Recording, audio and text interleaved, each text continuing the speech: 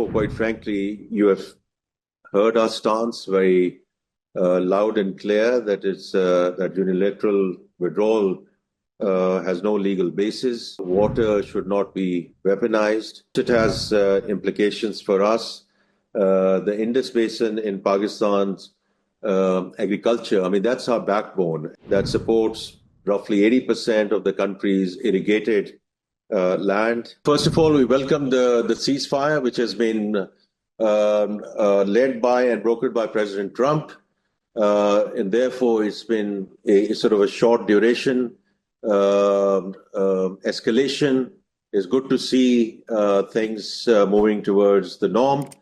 So at this point in time, I do not see any large fiscal fallout coming out of it. And if you've seen the stock market rebound today, the big drop that we saw in Friday has been more than well covered in the PSX today.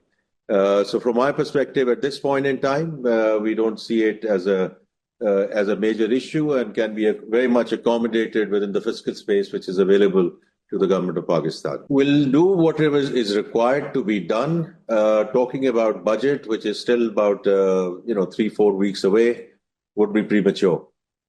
But whatever we need to do in terms of ensuring that our defense requirements are met will be met.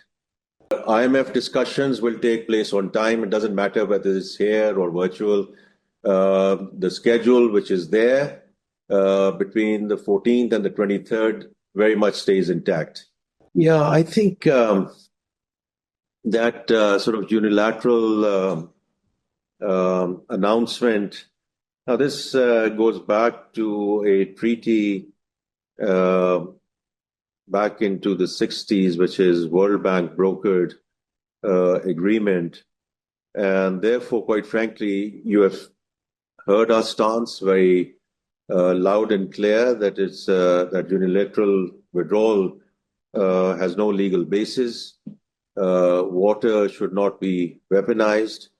And therefore, I mean, that's our government stance. And of course, it has implications for us. The Indus Basin in Pakistan's agriculture, I mean, that's our backbone. And that supports roughly 80% of the country's irrigated land and roughly 90% of our food basket.